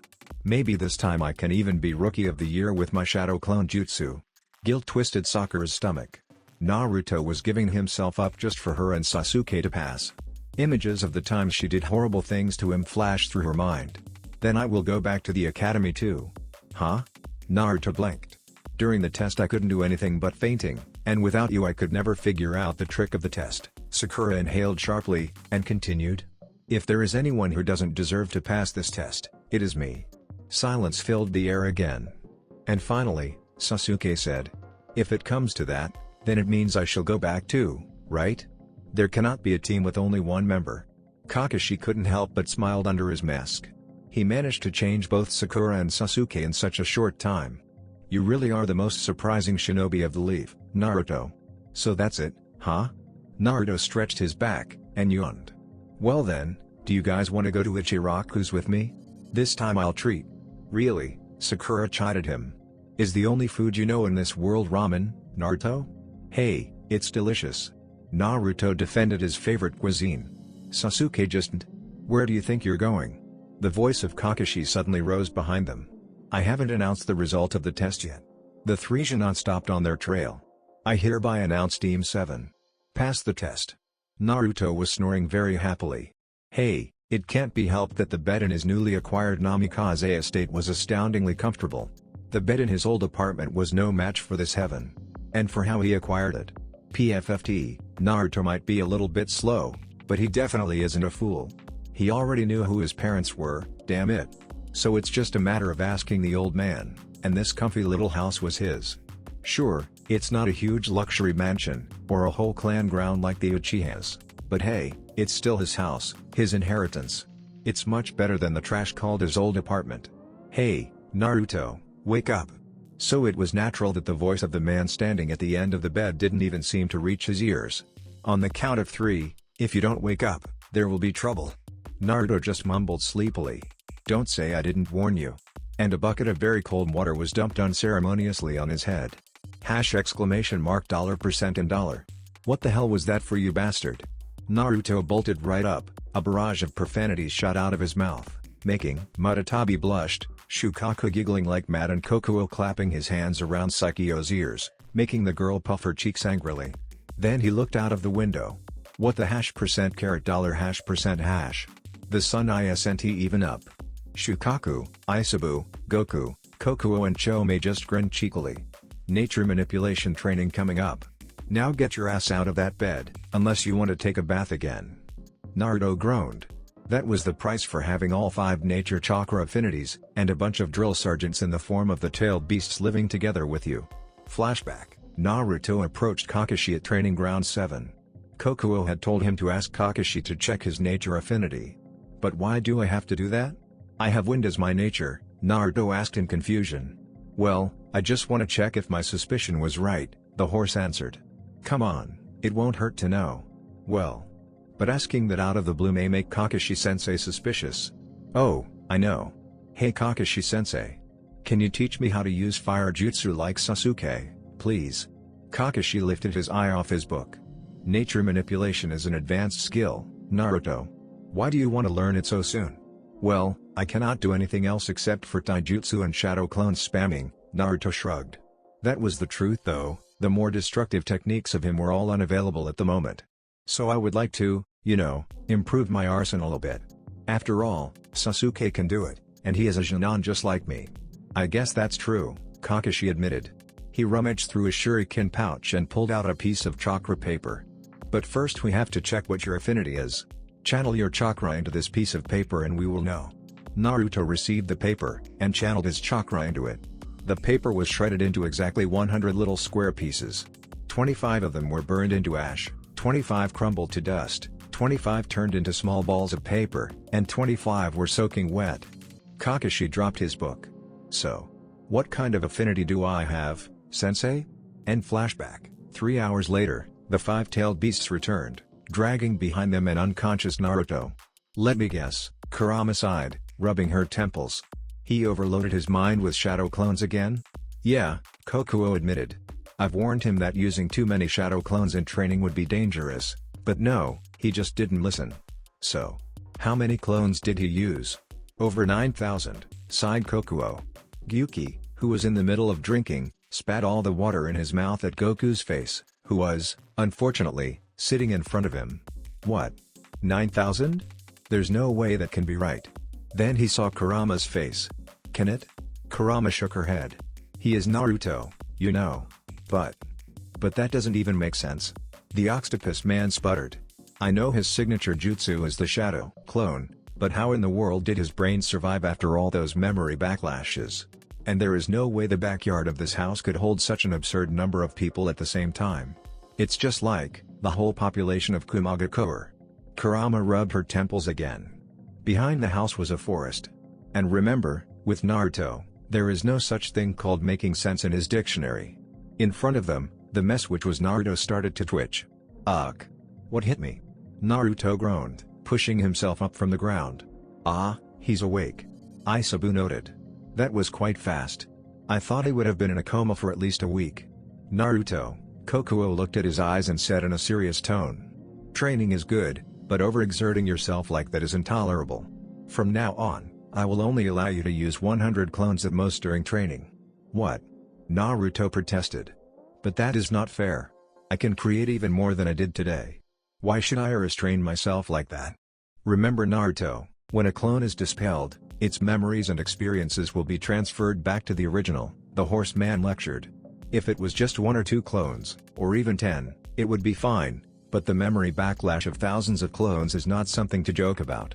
You saw what happened when you dispelled all those clones at the same time. To a normal person, it might cause a shock to the whole nervous system, his body might stop functioning properly, and in the worst case, he dies. That is the reason why the second Hokage declared that jutsu a forbidden one right after he invented it, and only the small-scale version of it is common among shinobi. But that will take too long for me to learn things. Naruto pouted. Now you're being hypocritical there, Naruto. Don't worry Naruto-kun. Training in nature manipulation is not something you can do in just a few hours, Muratabi said, while putting a huge pot of potato soup on the table. I still remember when Yugito trained her fire element, she needed half a month before she could create a proper fireball. Actually, I was able to do it. Muratabi stopped dead on her path. Eh? Yeah, already got the wind element done, it is just a matter of memory. I also managed to wet half a leaf, and made another one breaking apart, Naruto mumbled. But when I tried burning a leaf, it just dried up a bit before returning to normal. And I can't seem to get lightning at all. It just doesn't feel right. Gyuki and Muratabi were appalled.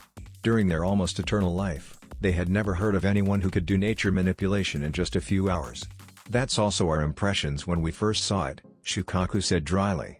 Goku, Chomei and Isabu nodded in agreement. Either this boy was a genius, or a complete idiot.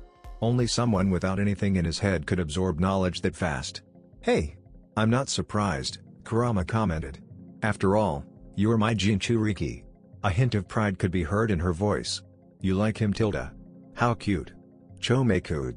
Kurama's face became beet red. I'm not. Someone's in denial, Chome said in a sing-song voice while running away from her sister, laughing like mad. Kurama snarled and leapt, intending to choke the breath out of the beetle girl's lung. You'll never catch me. Don't push your luck, bug. 2 black spheres appeared on Kurama's hands. Naruto was startled. If she used that attack inside the house. 2 tentacles made of plants suddenly burst into the room, wrapping around the 2 girls' bodies and tying them up. Sis, how many times do I have to tell you not to fight inside the house? It was Saikyo who had just arrived from the kitchen, holding 10 bowls on her hands. Massive killing intent was leaking furiously from her, and the air in the room suddenly felt like freezing. And she was smiling. Sweetly. Too sweetly. To the point of disturbing. Let's cool your head down a little, shall we? Kurama and Chome shook their head frantically, their body quivered, and for the first time, Naruto could see an expression he never thought he would see on the 2-tailed beast girls' faces. Fear. Saikyo put the bowls she was holding on the table, and walked out of the house through the back door. The 2 wicked tentacles pulled the 2 struggling girls out of the room, and a minute later, wailing screams filled the air. No way, Naruto muttered in his breath. Since when has Saikyo-chan been so scary? Trust me, you haven't seen everything yet, Gyuki mumbled in the same tone, his face paled in utter horror. Naruto gulped. After a few minutes, Kurama and Chome dragged themselves into the house. Their faces were full of bruises, and lumps could be seen on their heads. So, let's get to breakfast, okay everyone? The food is getting cold, Muratabi said, trying to break the awkward moment. Everyone nodded, still a little bit shaken, and got in the table. Wow, this is so delicious. Naruto tasted a spoon of his soup, and his eyes widened. Did you make this, Muratabi? Actually, it's Saikyo who made it, the cat girl answered. Honestly, I don't know where she learned how to cook, tailed beasts usually do not need to eat. Utakata-ni-chan was an awesome cook. The slug girl said with a shy smile. He taught me how to cook in our free time, so. Mine can't even compare to what he could do. Are you kidding me? Naruto exclaimed in disbelief. This is the best food I've ever had, besides Ichiraku ramen. You're so awesome, Saikyo-chan. The white-haired girl blushed hard.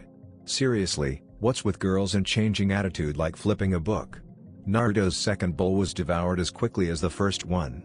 Do you really think that will work, Naruto? Kurama asked anxiously. I've thought about it for a while, Naruto answered. He will have to know about it, sooner or later. And I think it's better if he knows about it right now, when he is still sane and thoughtful, rather than later when Orochimaru messes his mind up with the curse mark, or when Obito pumps into his head his load of bias images. Wow.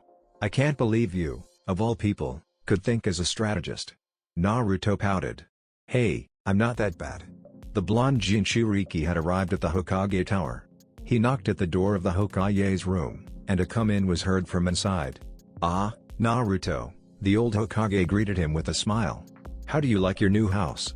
Awesome, Gigi. Naruto smiled back. I've never slept in anything so comfortable before. Then his smile disappeared, replaced by a serious expression. Hey Gigi, I want to talk to you about something. It is very important. Oh? Sarutobi raised an eyebrow. And what could that be? The Uchiha massacre, Naruto said shortly. The old Hokage stiffened. Then he looked at the corners of the room. Nico, Inu, Kitsuchi, you're dismissed. The air in the corner shimmered a bit, then became quiet and still again. Sarutobi weaved through hand seals, activating the privacy barrier of the room again. Then he turned back to Naruto. I trust you know what really happened during the massacre in your timeline, right Naruto? Naruto nodded. Of course I did, he stated. But I think there is no way Itachi could do that alone. I suspect that there must at least be someone else who helped him at that night. The Hokage's eyes narrowed. And why do you think that?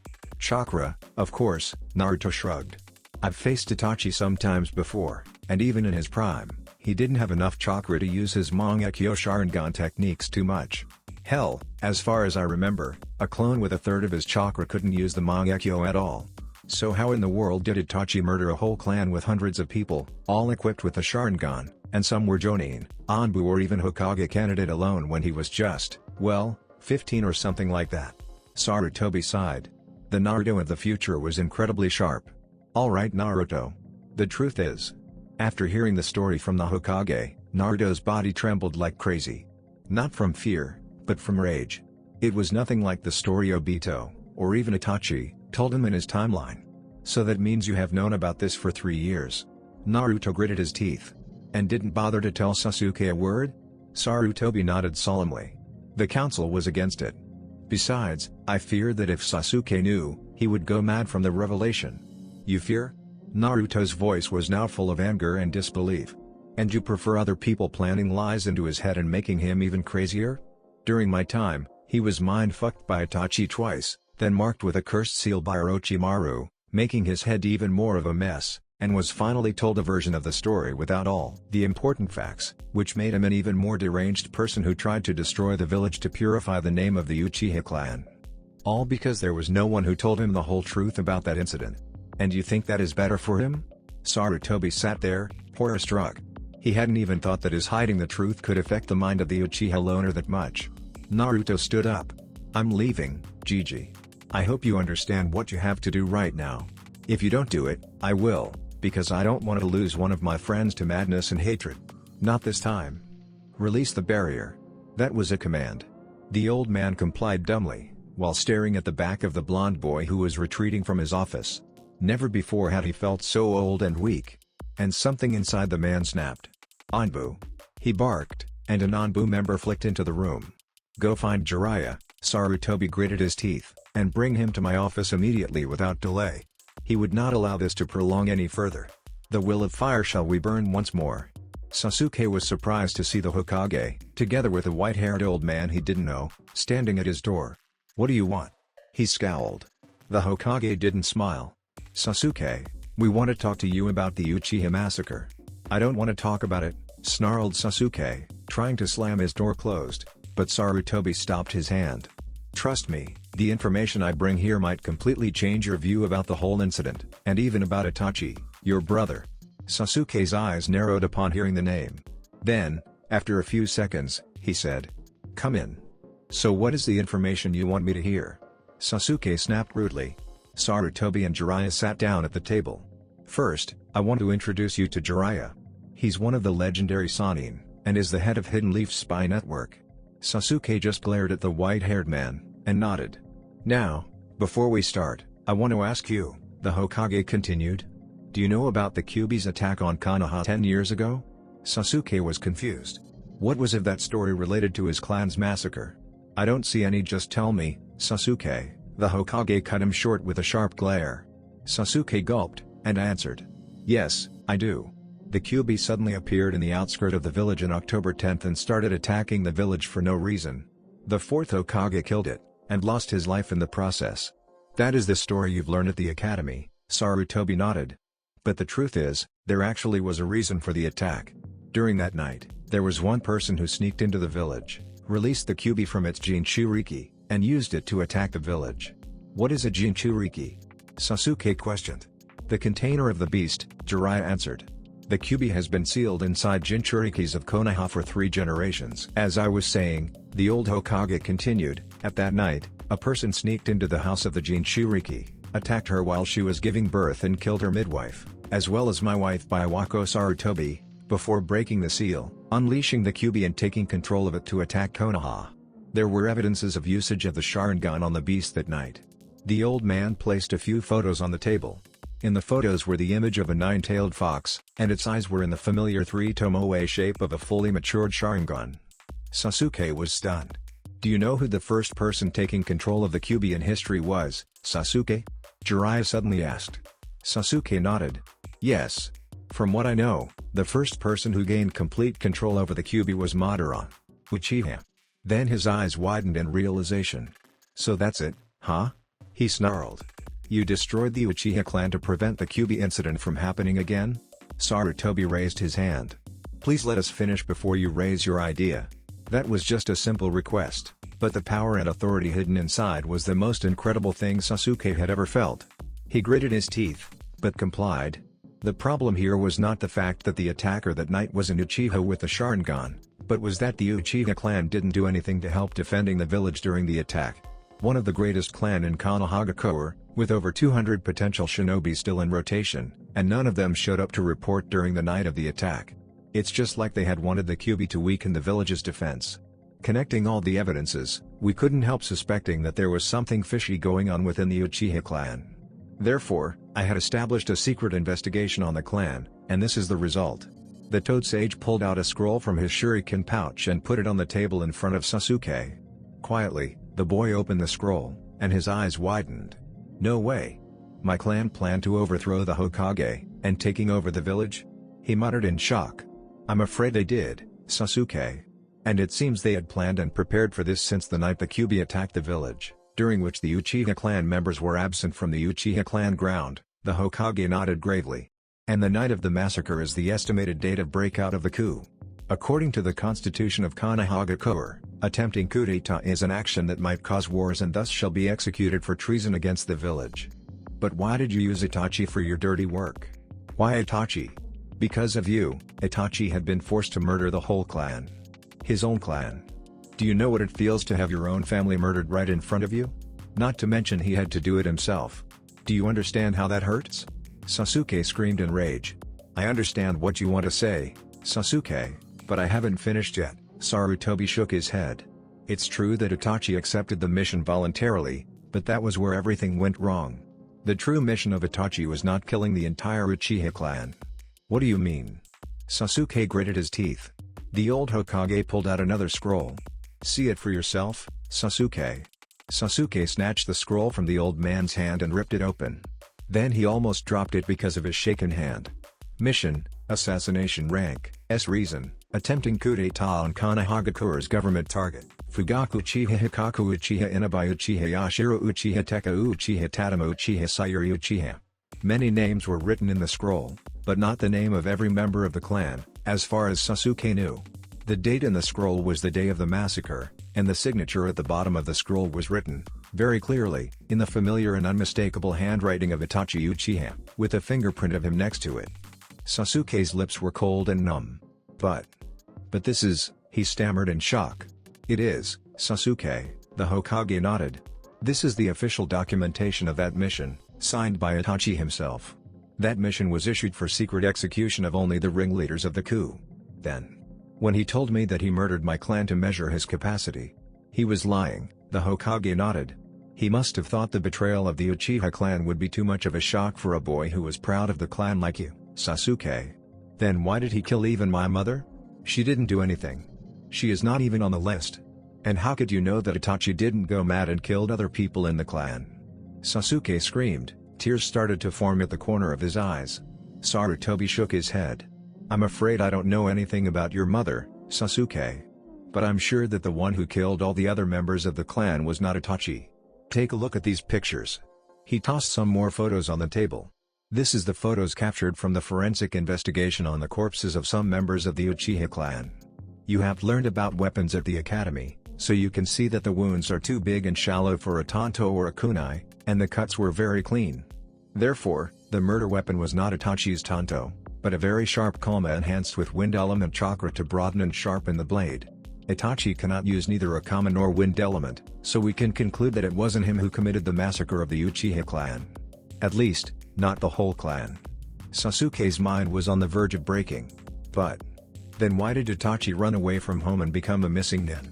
That is not something which can be discussed at the moment, Jiraiya interrupted when Sarutobi started speaking. However, I can assure you that the decision of leaving the village is of Itachi himself. He came to the Hokage and requested banishment right after the massacre. I think it was to protect you, Sasuke, because together with that, Itachi also requested absolute protection of you from those who want to use you as a breeding stock, and those who want to use you as a weapon of Konoha. The weight of the truth finally became too much for Sasuke's brain to handle. With an ear-piercing scream, he collapsed on his chair and started to sob uncontrollably. The world seemingly collapsed in his eyes. Jiraiya started to rise from his chair, but Sarutobi put one hand on his shoulder to stop him. The old man looked into Sasuke's empty eyes, and said, Sasuke, I don't know if you understand this, but Itachi is a person who cherishes peace more than most things in the world. If the coup d'etat had broken out, not only Konohamaru would have been put in grave danger, But the whole world might also have fallen into another Shinobi world war, and many innocent lives should have been wasted on meaningless battles. Itachi understood that, and he didn't want you or your friends, or any other citizen of Konohamaru to suffer that horrible fate, so he chose the best thing he could do to protect you and many other people. He paused a bit, and continued. This might feel like an insult to you, Sasuke, but I have to say that one of the Uchiha clan's fatal flaws is their superiority complex. Madara, one of the founders of the village, has always dreamed of gaining control over the village since he and his clan joined force with the first Hokage, just because he believed that he had the power of the ultimate Sharingan. Even before the village was established, people in the Uchiha family had always waged war with other clans just to prove that they are the most powerful, and that they have the right to dominate everyone. Just think of what their non-stop boasting of power had made them into. Remember that, and choose your own way carefully, Sasuke. Now if you excuse me, I must leave. With those last words, the Hokage stood up, glanced at Jiraiya, and the two men left the house, leaving Sasuke alone with his own thoughts. When they were outside of the Uchiha clan estates, Jiraiya asked, "Do you really think that is okay, sensei?" Sarutobi answered solemnly. "I don't know, Jiraiya, I really don't know. I hope you are right about this, Naruto." Sasuke sat, alone, in the darkness. He thought about what the third Hokage and Jiraiya had said to him. He didn't want to believe it. His clan, the Uchiha clan, had been the pride of Konohamaru since the village was born. How could they suddenly decide to betray the village just like that? But all those decisive evidences all pointed out towards that only possibility.